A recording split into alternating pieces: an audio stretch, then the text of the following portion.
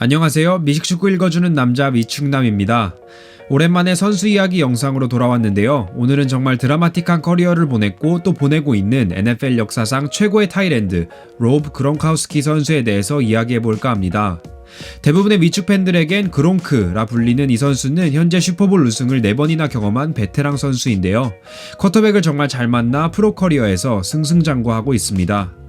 현역 선수라고 소개는 해야겠지만 사실 이미 2년 전에 은퇴했던 경험이 있어서 조금 애매하긴 한데 10년간 프로 선수 생활을 하며 많은 미축 분석가들과 팬들에게 고트 타이랜드로 평가받고 있는 이 선수는 언제나 그 무한 긍정 에너지로 주변 사람들에게 즐거움을 주는 사람이자 미식축구 플랫폼을 넘어선 연예인이라고 봐도 될 것 같습니다.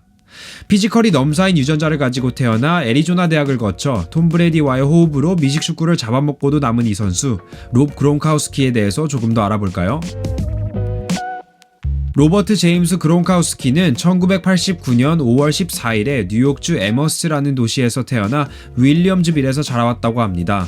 남자만 5인 가정에서 자라 매일매일이 경쟁이었다고 하는데요. 이 중 넷째였으니 몸집이 더 큰 형들과의 대결에선 항상 졌지만 이런 경험들을 계기로 남다른 운동선수로 발전합니다. 그롱크의 할아버지는 1924년에 미국을 대표했던 사이클 선수셨다고 합니다. 세계 기록을 5개나 보유한 만큼 뛰어난 선수였다고 하는 걸 보니 그롱크는 정말 뛰어난 유전자를 물려받은 것이 아닌가 생각이 듭니다. 이런 그롱크는 14살까지 아이스하키를 그리고 나서 농구에 매진했지만 고등학교 땐 미식축구 선수로 빛을 발하게 됩니다. 윌리엄스 노스 고등학교에서 11학년 시즌에만 36개의 캐치와 648야드 그리고 7개의 터치다운을 만들어냈죠. 주된 포지션은 타이랜드였지만 디펜시브 엔드로도 활약했다고 하는데요. 고등 막학년 땐 더 경쟁력이 높은 펜실베니아주 피츠버그 쪽으로 이사하면서 우드랜즈 힐즈 고등학교에서 짧은 시간 내에 좋은 모습을 보이며 여러 대학들에게 리크루트됩니다. 이중 미축 명문대인 클램슨과 오하이오 스테이트도 있었는데요. 그롱크는 애리조나 대학을 선택하게 됩니다. 물론 전략적인 선택이었겠지만 그롱크가 워낙 파티하는 걸 좋아해서 미국 대표 파티 스쿨 중 하나인 애리조나를 선택했다는 썰도 있습니다. 이렇게 로브 그론카우스키의 고등 미축 여정은 마무리되고 대학 커리어가 시작됩니다. 그롱크는 1학년 때 바로 타이랜드로서 큰 임팩트를 만들어냅니다. 28개의 리셉션, 525야드와 6개의 터치다운을 기록했고 그 다음엔 시즌 중 4분의 1을 결장했음에도 불구하고 47개의 리셉션, 672야드와 10개의 터치다운을 기록합니다. 사실 요즘 스프레드 공격에 적응되어 있는 저에겐 이 기록들이 그렇게 대단해 보이진 않지만 이때 당시엔 타이랜드가 이런 성적을 올린다는 게 굉장히 드문 일이었죠. 또한 터치다운 수를 따지고 보면 요즘에도 10개 이상 만들어내는 타이랜드는 보기 힘들기 때문에 충분히 올 컨퍼런스 타이랜드로 뽑힐만 했습니다. 이후에 그롱크는 1년 더 대학 레벨에서 뛰기로 결정합니다. 하지만 대학 시즌 시작 전에 예기치 못했던 일이 일어나고 마는데 바로 디스크 부상이 찾아온 거죠. 디스크가 파열되면서 웜업이나 가벼운 운동은커녕 그냥 서 있는 것도 불편했다고 합니다. 리클라이너 의자에만 앉아 있었다고 했죠. 이렇게 되면서 3학년 시즌 때 아무것도 보여주지 못한 그론카우스키의 몸값은 계속해서 떨어지고 맙니다. 하지만 떨어지는 몸값에도 자기 자신이 할 수 있다고 믿고 있었던 그롱크는 2010 드래프트에 나가기로 결심합니다. 정말 흥미로운 사실은 부상을 당했을 당시 은퇴를 선언했다면 400만 불, 하나로 약 44억 원 상당의 돈을 받을 수 있었다고 합니다. 롭의 아버지가 들어놓은 보험 때문이라고 하는데요. 여기서 그롱크는 포기하지 않고 똑같은 돈을 받더라도 노력의 결실로 받고 싶었다고 합니다. 그래서 2010 드래프트에 나오게 된 거죠. 드래프트 첫 번째 라운드에선 롭 그론카우스키라는 이름이 들리지 않았습니다. 하지만 머지않아 두 번째 라운드, 총 42번째 픽으로 뉴잉글랜드 페이트리어츠 구단이 그론카우스키를 픽하게 됩니다. 오클랜드와 트레이드를 해서 뉴잉글랜드가 픽을 가져가게 된 건데 아직까지도 많은 오클랜드 팬들은 땅을 치고 후회하고 있다는 소문이 있습니다. 픽됐을 때 그롱크와 가족들을 보면 정말 슈퍼볼을 이긴 듯이 같이 세레모니하고 스테이지에 올라가선 페이트리어츠 헬멧까지 쓰고 미친 듯이 좋아한 롭의 모습도 볼 수 있었죠. 사실 이때부터 많은 팬들은 이 선수는 절대 억누를 수 없는 선수이겠구나 라는 생각을 하게 만들었죠. 이런 선수들은 사실 라커룸에서 팀 케미스트리를 망칠 수도 있고 아니면 똘똘 뭉치게 할 수 있는 힘을 가지고 있기 때문에 많은 사람들의 관심을 사게 됩니다. 애리조나 대학 프로데이에서 보여줬던 피지컬은 아래와 같았습니다. 키는 2m에 몸무게 117kg, 40야드는 4.68 컷했고 제멀 3m와 100kg 벤치는 23번을 기록하게 됩니다. 있었습니다. 거인 체구에 엄청난 운동신경이 더해진 로봇 같은 모습을 보여줬죠. 어쨌든 이렇게 그론카우스키의 프로 선수 생활이 시작됩니다. 레전드 개성을 가진 레전드 선수의 레전드 커리어가 시작된 거죠.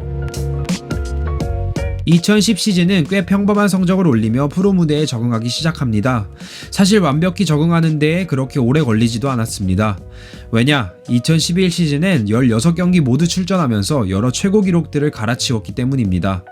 지미 그레햄 선수와 라이벌 구도가 형성되면서 최근까지만 해도 포지션 최고 기록이었던 시즌 1327 리셉션 야드를 만들어냈고, 리시버에게도 힘들다는 17개의 리셉션 터치다운을 만들어냈습니다.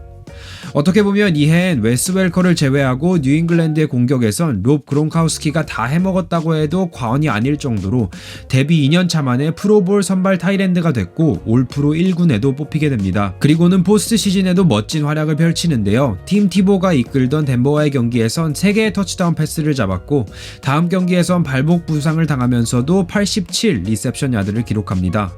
하지만 이 부상은 생각보다 심각했고 슈퍼볼에 선발로 출전하긴 했지만 그렇다 할 활약상은 보여주지 못하면서 뉴욕 자이언츠에게 21대 17의 아쉬운 패배를 당해야만 했죠. 하지만 2년 만에 슈퍼볼을 맛본 그론크는 그 후에도 계속해서 평균 이상의 성적을 올리게 됩니다.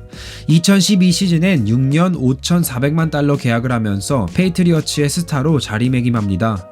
하지만 이후론 여러 종류의 부상에 지속적으로 시달리며 은퇴할 때까지 정규 시즌을 풀로 뛰지 못합니다.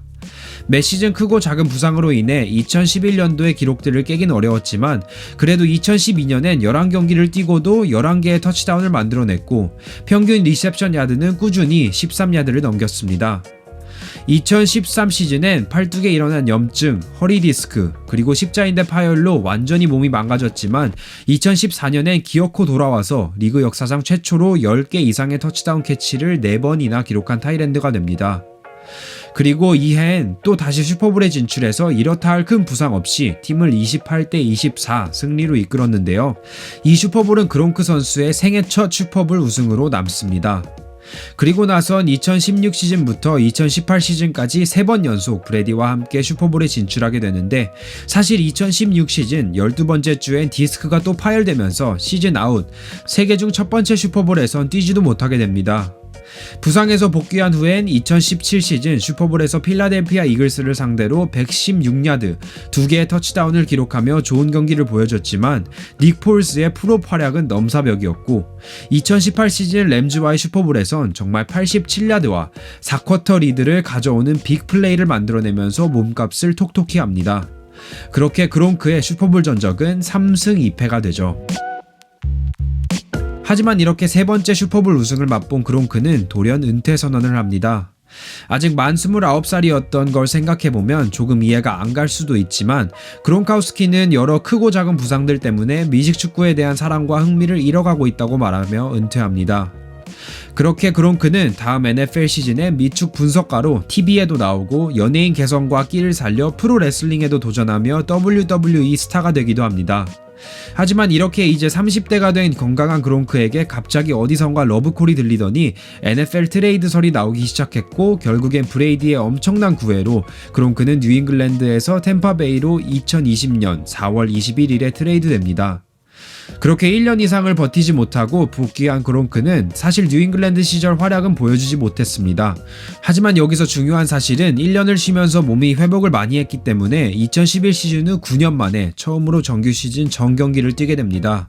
터치다운은 7개, 리셉션 야드는 623야드밖에 기록하지 못했지만 베테랑으로서 라커룸을 책임졌고 브레이트라는 또 다른 뛰어난 타이랜드와 플레잉 타임을 나누면서 몸이 많이 지치지 않게 컨디션 유지를 효율적으로 하게 됩니다. 그리고는 대망의 포스트 시즌에 와일드카드 팀으로 들어가면서 4경기를 더 뛰게 되는데, 프롭 초반엔 잘 보이지 않았지만 지난 5번의 슈퍼볼 출전 경험으로 캔자스시티와의 슈퍼볼에서만큼은 2개의 터치다운 캐치를 잡으면서 팀을 31대 9 블로우아웃 승리로 이끌게 됩니다. 이렇게 톰 브레이디와 같이 4번의 슈퍼볼 우승을 경험한 그론크는 시즌 전부터 지금까지 계속해서 자기는 프로 선수로 뛰는 동안만큼은 톰의 패스만 받을 예정이라며 말해주고 있는데, 이런 모습을 보면 톰 브레이디에 대한 애정과 얼마나 의리가 넘쳐나는지 보여주는 것 같습니다. 슈퍼볼에선 상대팀의 타이랜드인 켈시 선수는 아직 자기를 따라오려면 멀었다는 듯한 메시지를 전달하는 것 같았고 앞으로도 어떤 활약을 계속해서 보여줄지 궁금합니다. 브레이디의 다이어트와 유연성 운동을 잘 습득해서 부상 없이 좋은 모습 계속해서 보여줬으면 하네요. 지금까지 롭 그론카우스키라는 선수에 대해서 조금 알아봤는데요. 더 생각나는 것들이 있으시다면 댓글에 남겨주시고 영상이 흥미로우셨다면 구독과 좋아요 부탁드립니다. 그럼 전 다음에 또 다른 영상으로 찾아뵙겠습니다. 안녕히 계세요.